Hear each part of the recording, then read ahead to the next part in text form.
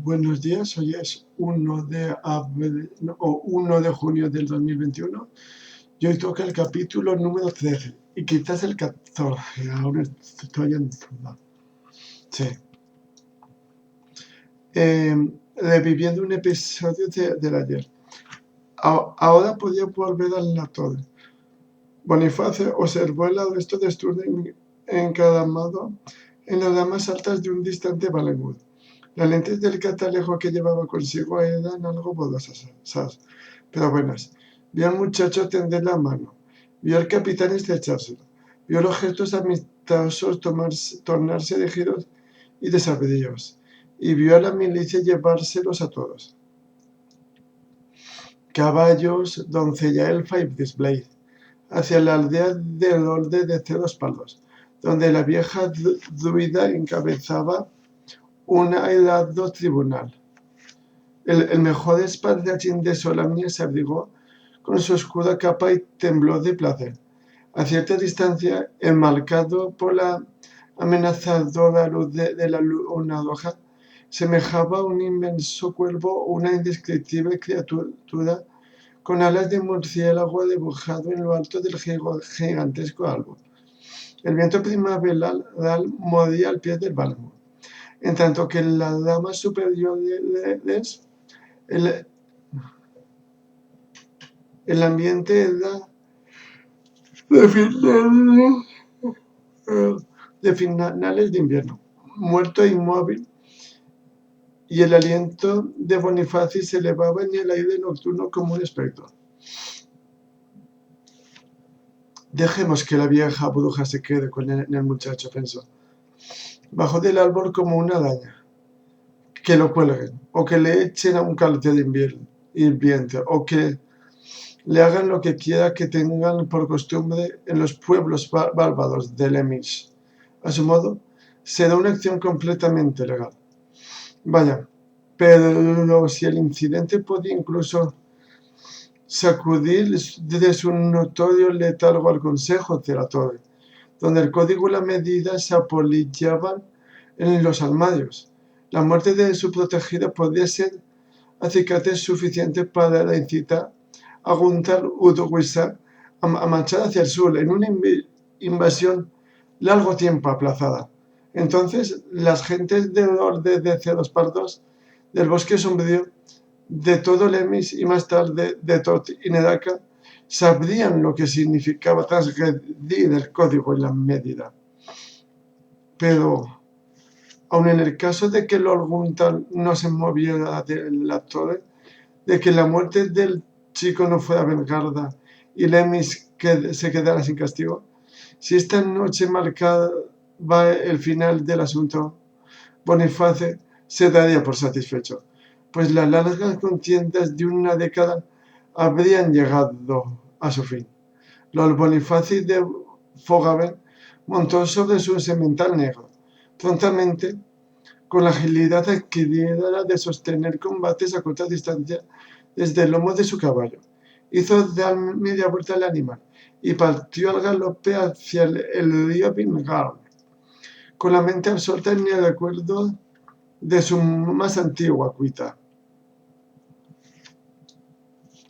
Habían crecido juntos, Angriff y Boniface, la espada y libro, en equitación y en astucia.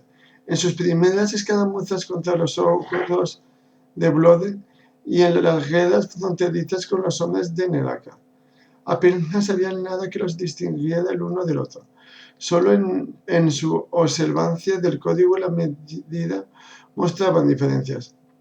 Para Boniface, el código era la vida, y sus reglas y rituales el aliento de esa vida. Había aprendido de memoria con veneración tomo tras tomo de la medida, con sus detallados capítulos, listas, requisitos y salvedades, de manera que sus compañeros sonreían al mirarlo y lo llamaban el próximo juez supremo. Sonreían porque lo admiraban. De ello, el joven Boniface había estado seguro, y a lo largo de los años de escudería y desde el primer torneo de caballería, Su seguridad provenía de lo escrito, de las leyes y restricciones establecidas por la orden desde los tiempos en que Vina Solamnus había puesto la pluma sobre el papel por primera vez.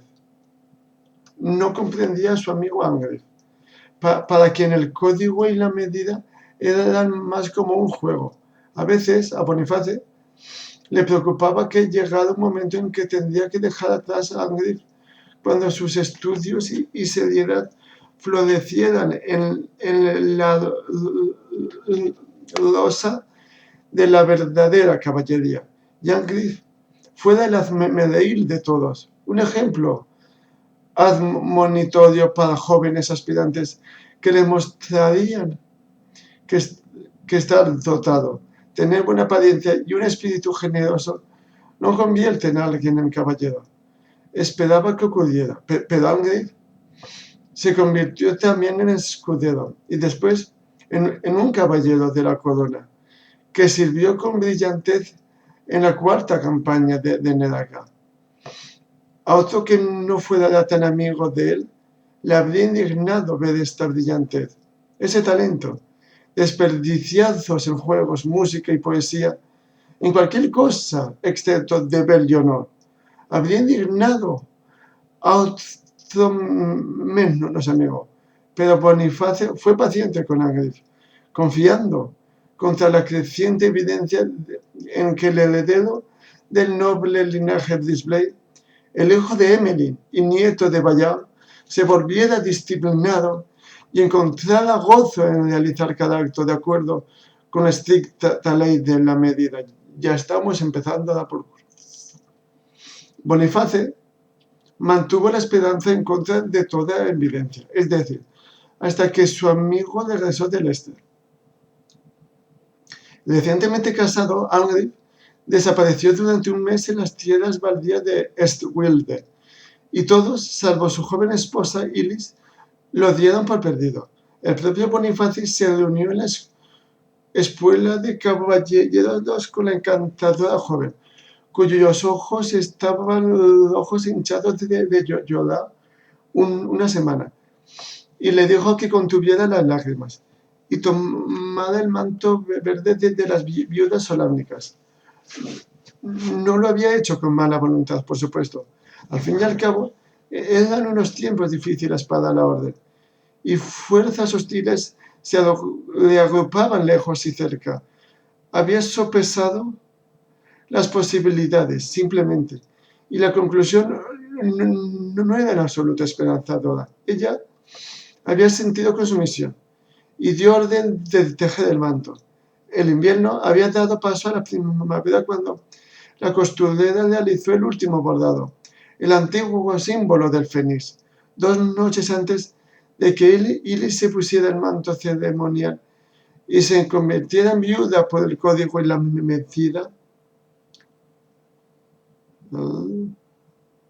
Angry Brisbane salió de las llanuras de Solania y avanzó despacio en su caballo por las alas de Habacuc, hacia las puertas de la torre del sumo sacerdote, tan mojado y lleno de nevado que no se distinguía caballo jinete, y los primeros centinelas casi dispararon sus arcos contra él, confundiéndolo con un centauro. Ilis escondió el manto en el fondo de su arco nupcial, enterrado en cedro para sacarlo y vestirlo 15 años más tarde, y corrió con los demás a las puertas para dar la bienvenida a su esposo.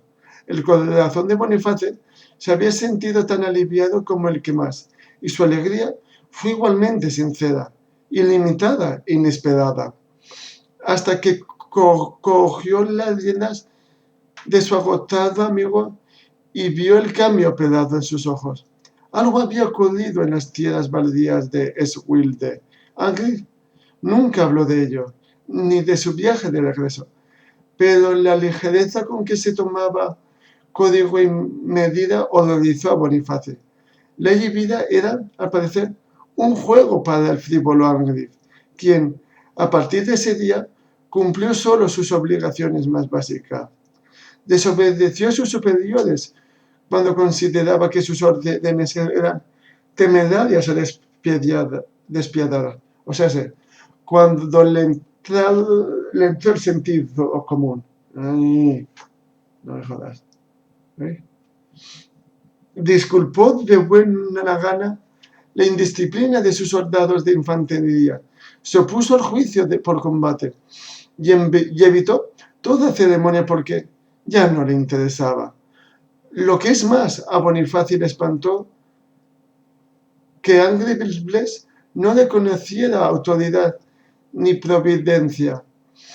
El consejo hacía la vista gorda su mala conducta, porque su destreza con la espada había florecido.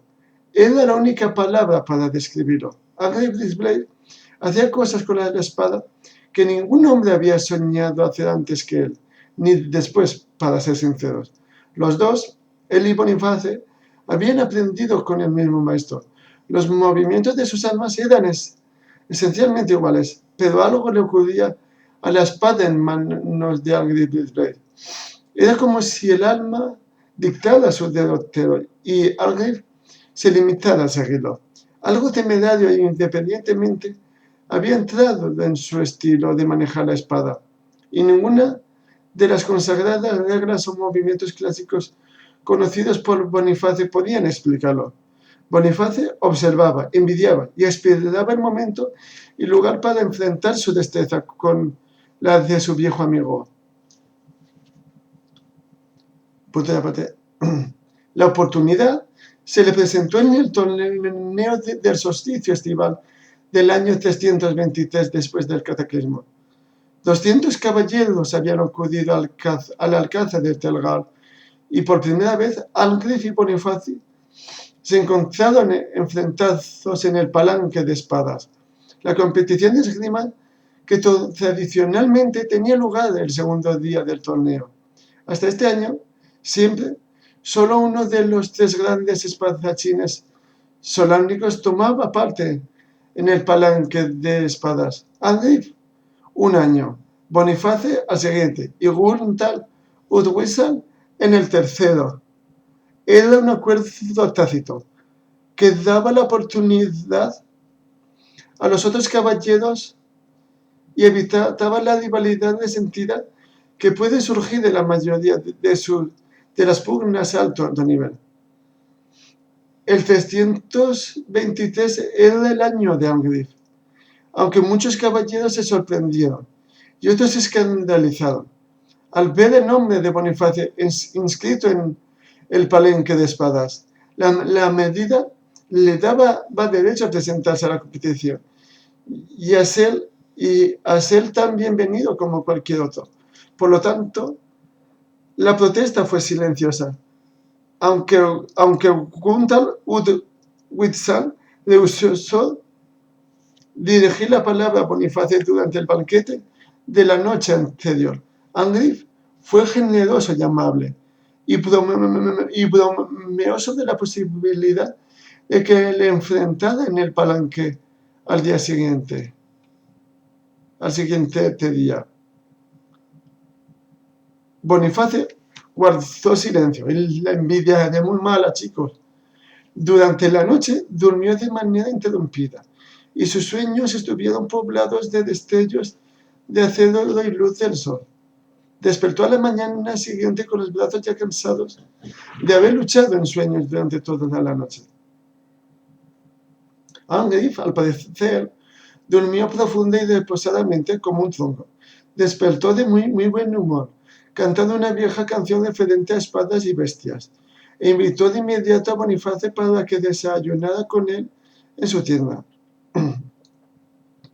Durante todo el rato que duró el desayuno, Boniface fue incapaz de mirar a Angles. Cualquier movimiento de la mano de su viejo amigo para coger una fruta o un trozo de pan lo sobresaltaban como el súbito roce de una víbora deslizarse entre la hojarasca. Y aquella mañana sus meditaciones fueron superficiales e infructuosas. La arena era exactamente como prescribía la tradición.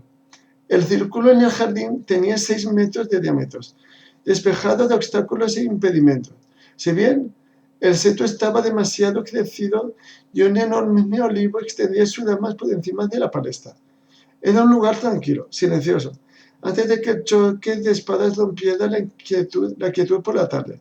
Y sin embargo, en los oídos de Boniface, el paraje parecía zumbar como un enjambre, rebosante de expectación y una amenaza indefinida. Los primeros combates fueron rutinarios y amistosos.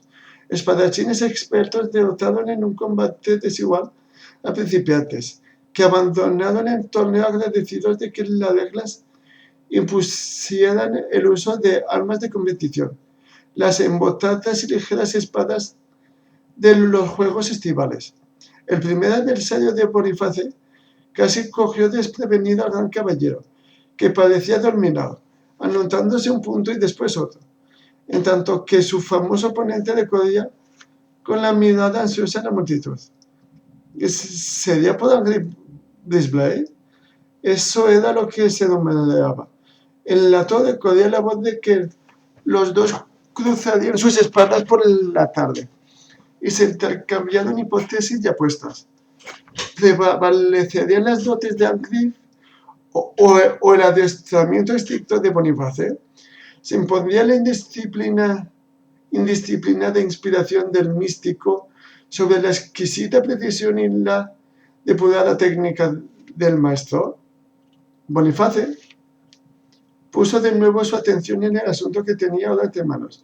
Su primer adversario, con una rápida y casi matemática eficiencia, tiró al joven al suelo y apoyó la punta de su doma espada en la garganta de su indefenso oponente.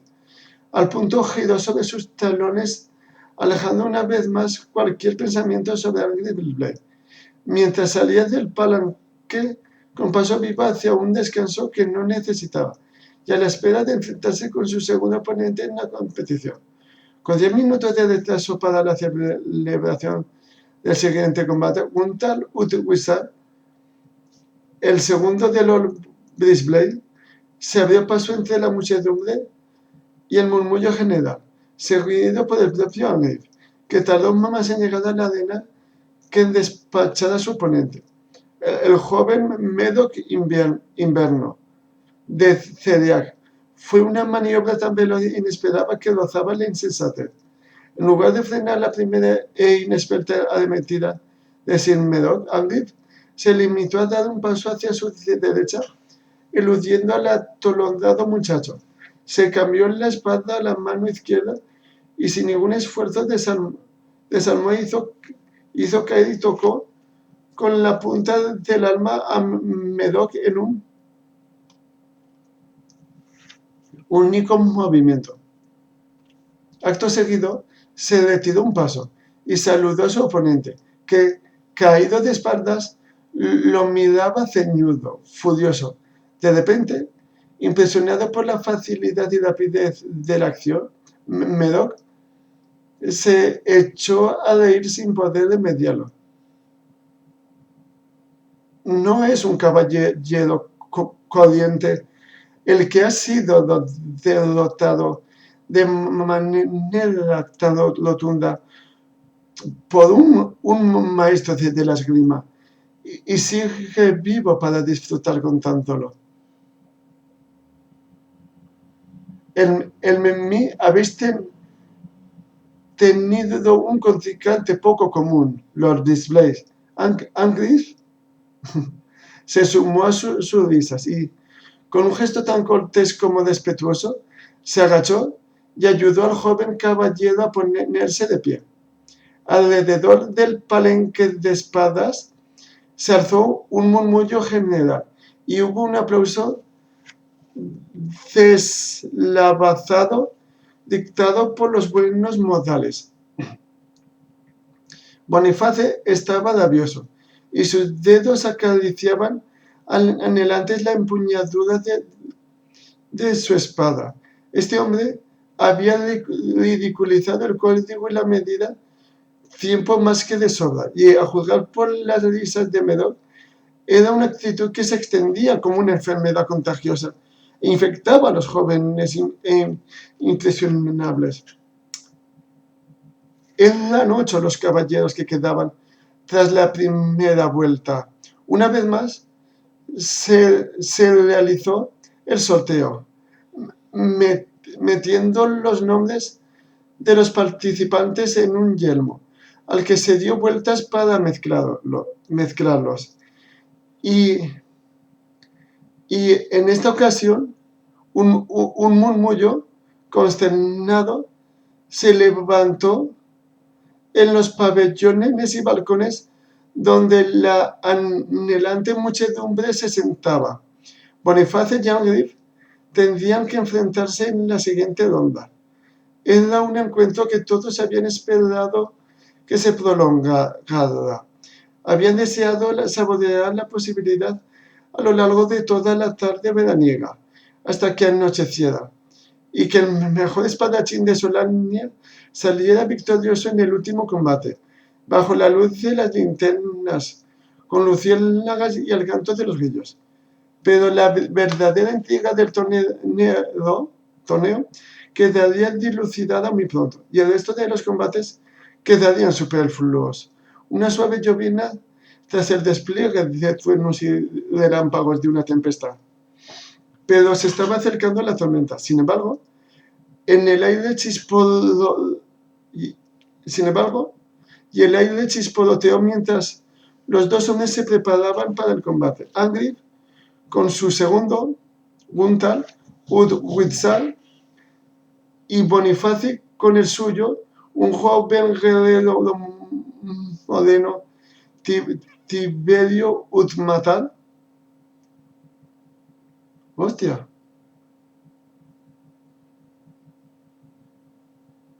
Cuya familia, incluido el blasón, desaparecía de la faz de Solania al cabo de 10 años. La tormenta se acercaba cuando los 4 hombres entraron en el círculo de la arena, y los 2 combatientes se pusieron los yelmos de cuero y los petos forrados de palenques de espadas. El largo y silencioso preludio llegó a su fin. Los hombres se situaron al borde del círculo, Angriff y Gunther en el extremo oriental, y Boniface y Tiberio en el occidental, y todos permanecieron inmóviles hasta que el toque de trompeta marcó el inicio del combate. Angriff se movió como un huracán a través del encaje de luces y sombras del círculo. Boniface giraba sobre sí mismo, hacía quiebros y atacó en un par de ocasiones. Pero Angriff parecía estar en todas partes, salvo al alcance de su espada. 2 veces se trabaron sus armas, y en ambas ocasiones Boniface salió trastabillado sobre sus talones, haciendo cuanto estaba en su mano para contener el ataque que venía a continuación. En cuestión de segundos, Boniface supo que estaba vencido. Había manejado una espada demasiado tiempo como para no reconocer la superioridad de un adversario que era más diestro, rápido, fuerte y osado de lo que había imaginado. Desde el principio, el resultado de la contienda fue solo cuestión de tiempo. Si Boniface se superaba luchando con un ímpetu y una fiereza desconocidos por él hasta entonces, podía retrasar el momento de la derrota 3 o 4 minutos.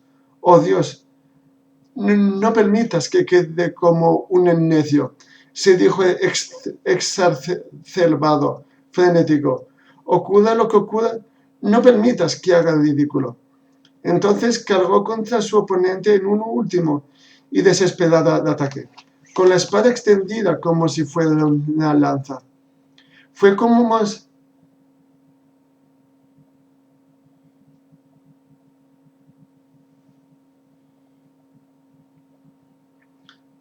como si sus plegarias tuvieran respuesta un instante después. Por alguna razón, ya fuera por un exceso de euforia o deportividad, o simple compasión, Boniface nunca lo comprendió. Angriff dio un salto y, agarrándose a la rama baja del olivo, se puso fuera de su alcance con un balance ágil, y tras dar una vuelta de campana perfecta, aterrizó a unos 3 metros de donde se encontraba unos momentos antes. Unos cuantos caballeros de los más jóvenes aplaudieron y victoriaron, pero la mayor parte de los que ocuparon la tribuna guardaron silencio, paralizados por una sorpresa mezclada con el desconcierto y la estupefacción. Pero Boniface, erguido al borde del círculo, supo lo que había salvado la necedad de su viejo amigo.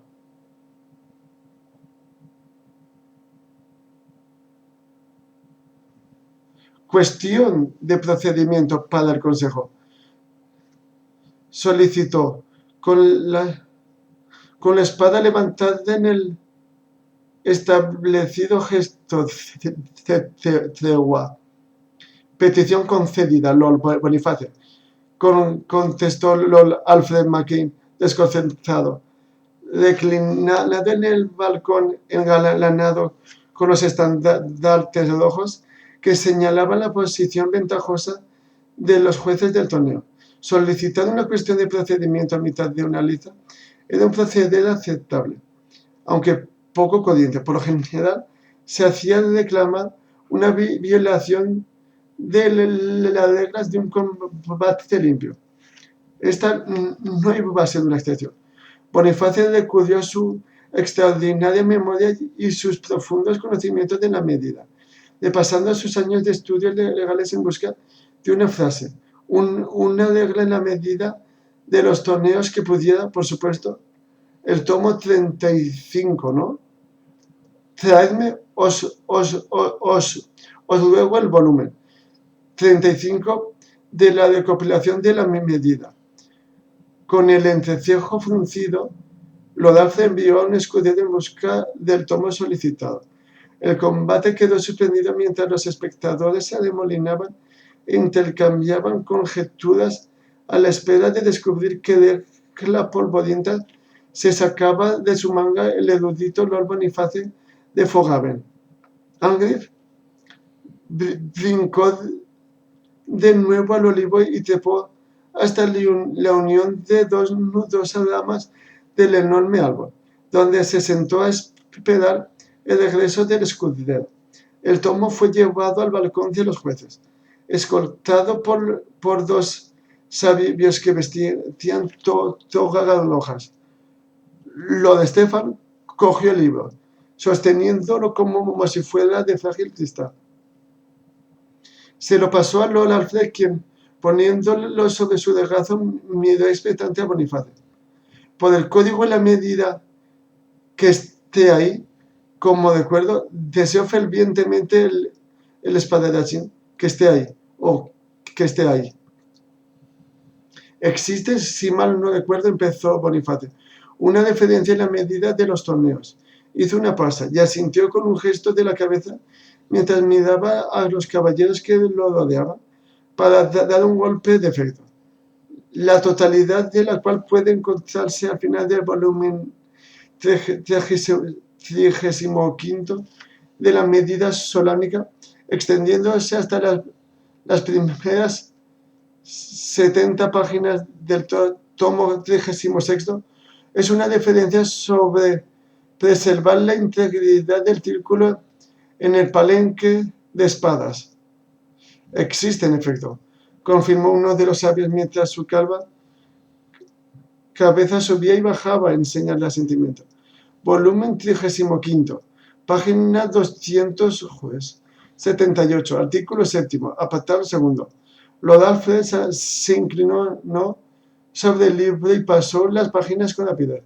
Angriff se deslizó de la horquilla del árbol y se sentó en el centro del círculo, con la cabeza ladeada como un halcón, escuchando atentamente. Estando en el palenque de espadas, leyó el juez supremo en voz alta.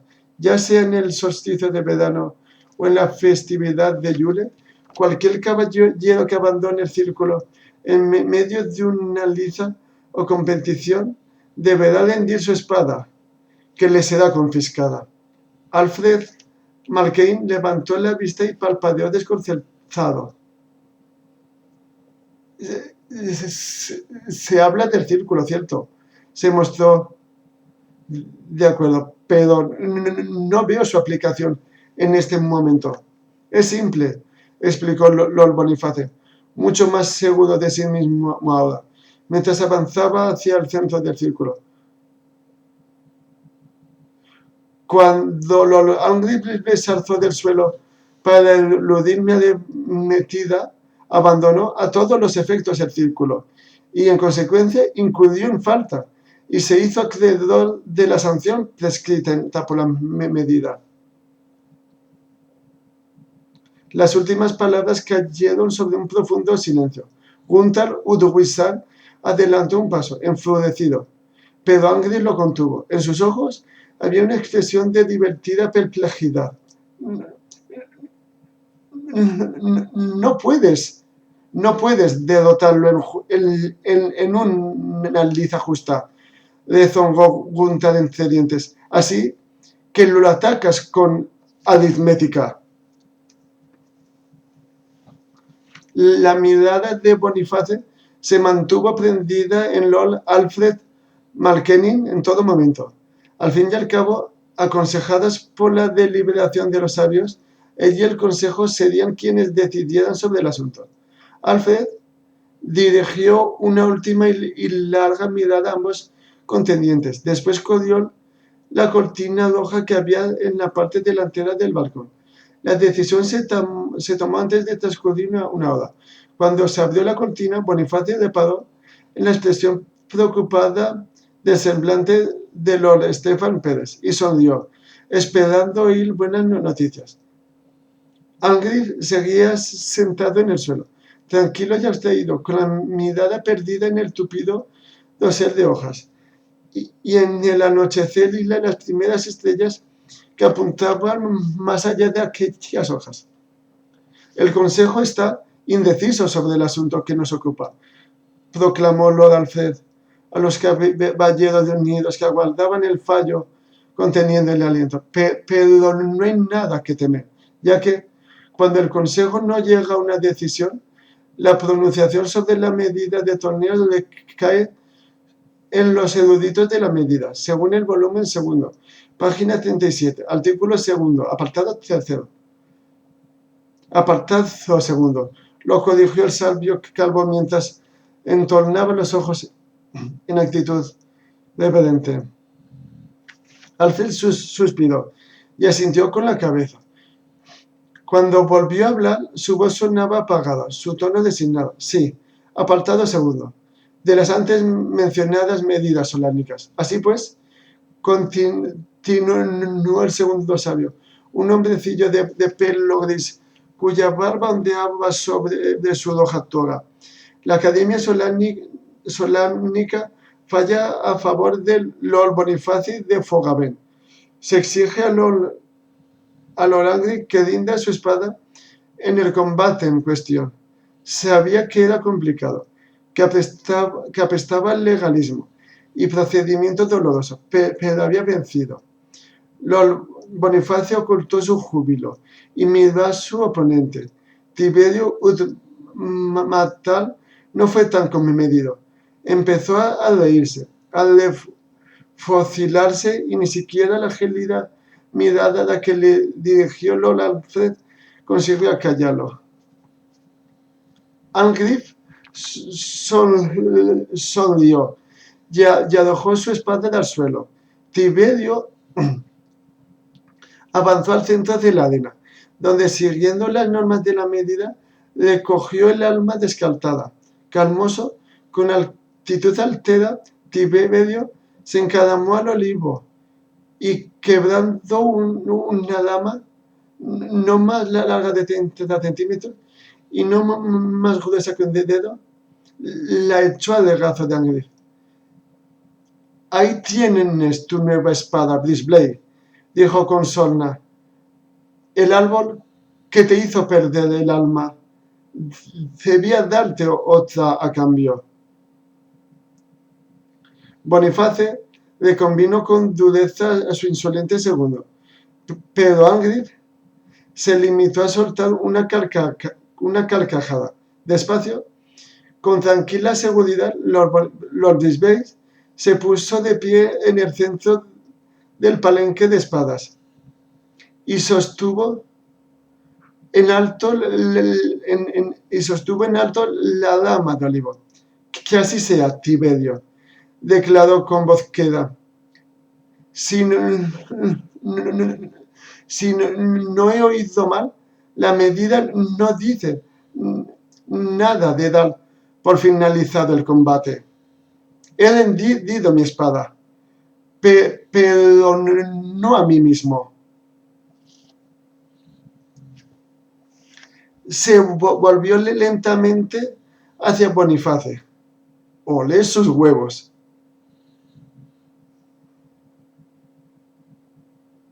Se volvió lentamente hacia Boniface, con una expresión de infinita malicia en el fondo de sus oscuros ojos. Bien, Bonano, dijo.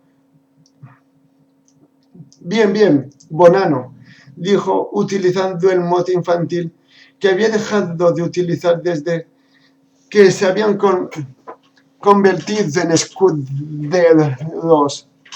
¿Terminamos esto? De hombre a hombre, de hombre a hombre, espada contra rama.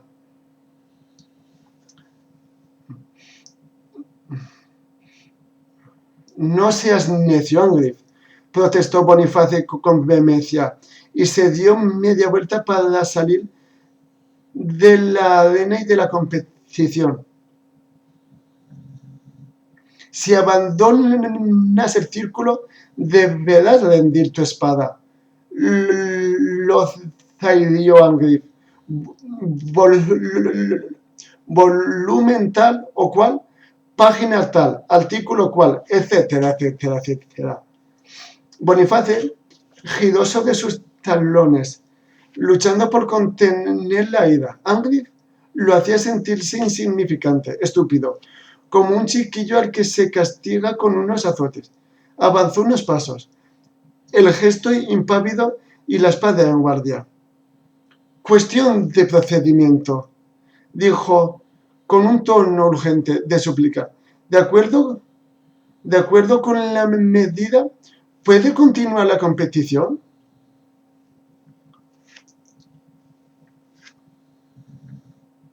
Por completo desconcertado a estas alturas, Lord Alfred se volvió hacia los eruditos. Dos cabezas, una calva y la otra canosa, se inclinaron una frente a la otra por un breve instante y luego se volvieron para dirigirse al consejo en un frente común de dos. Fallamos en favor de Lord Brisbane, dijeron al unísono. Piénsalo bien, Angry, instó Lord Alfred. Pero Boniface se había acercado a él de inmediato, buscando romper la miserable alma con un único y contundente golpe de su espada. Angry se apartó a un lado, desviando la terrible arremetida con un leve toque de la dama de olivo. Llevado por el ímpetu de su ataque, Boniface cayó de rodillas. El yelmo le desbaló sobre los ojos. En alguna parte de las tribunas estalló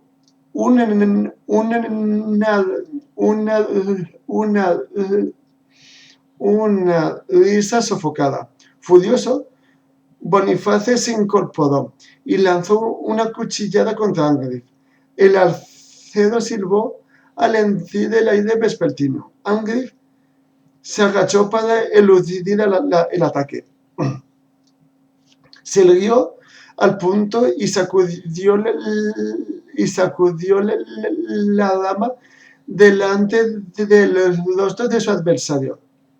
Boniface se abalanzó sobre él, enfurecido, desequilibrado, y su acero pasó por encima de Lord Brisbane, que se había agachado con rapidez. Riendo, Riendo, Angriff hizo un movimiento tan veloz que casi no se vio y golpeó con la dama la muñeca desnuda de su viejo amigo, cerca de la mano que sostenía la espada. La dama se partió con un crujido y Boniface soltó un grito al tiempo que dejaba caer su alma. Angriff se apoderó de ella en un abrir y cerrar de ojos y apoyó la punta doma del alma contra la garganta de Boniface, debajo de la nuez. Creo que he vencido, Bonanno, anunció, incluso con las... Creo que he vencido, Bonanno, anunció, incluso con las reglas de la medida. Ese era el motivo por el que Boniface tenía que matar a Angriff. Le había costado 12 años de espera hasta que se presentó la oportunidad. Cuando el castillo Blisblade sufrió el asedio y el auxilio de la guarnición dependía de la llegada de Agion Paswalder y los refuerzos del castillo Yodicaela. ¡Qué cabrón! Fue Boniface quien informó a los asentantes de la ruta que seguiría Sidagion, el número de la tropa y el lugar donde las condiciones del terreno y el factor sorpresa y la situación ventajosa harían más vulnerables a los caballeros para tenderles la emboscada. Con ello, cortaba la esperanza de Angriff Blisblade y había supuesto que su antiguo amigo arrastraría tras de sí a la guarnición y lucharía contra los campesinos hasta que no quedara un solo hombre con vida. Encubrir su maniobra había sido sencillo. Habían partido del castillo Blisblade en mitad de la noche y estaban de regreso antes de que saliera el sol del día siguiente. Boniface se había hecho acompañar solo por un caballero, un novicio de rostro pálido, Odundo de Lemis, cuyo nombre ni siquiera recordaba. Además, llevaba una escolta de 3 o 4 soldados de infantería, de los que se deshizo sin mayor problema. Se los entregó a los asaltantes y sus cadáveres pasaron inadvertidos en la carnicería que hicieron los campesinos con las tropas de Angión. El caballero novicio se dio un conveniente chivo expiatorio al cabo de unas semanas. Pero lo más importante era que acabaría con Angriff Blisblade. 12 años de espera pueden avivar la sed de venganza, incluso hasta el punto de arriesgarlo todo para conseguirlo. Boniface estaba dispuesto a ser ese último hombre vivo de la guarnición, a caer en el asedio del castillo, si ello significaba presenciar la muerte de Angriff Blisblade. Incluso hasta el final, Angriff actuó sin seguir las normas de la medida.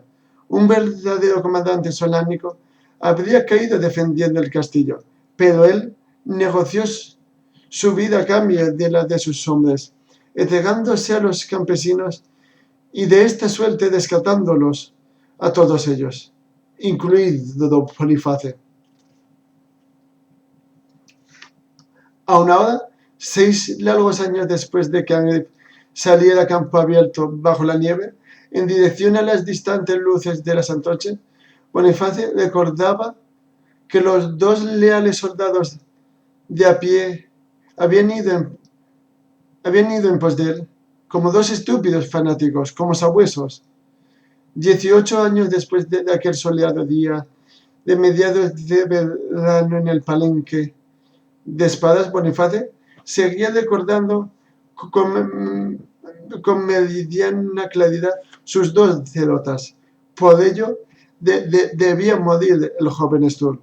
La estirpe de Angriff debía desaparecer para que cualquier vena de extravagancia o locura en el linaje quedara anulada. pues hijo mío, lo llevas crudo. Cualquier oposición al código y la medida fue aniquilada antes de que semejante deslealtad se introdujera de nuevo en la orden. Bonifacio pensaba en todas estas cosas, mientras su semental negro acortaba los kilómetros que separaban de Diobilgal de la torre del sumo sacerdote. Se sumió profunda y largamente en ellas. Sus pensamientos, enaltecidos por las intrincadas leyes por las que se regía su corazón.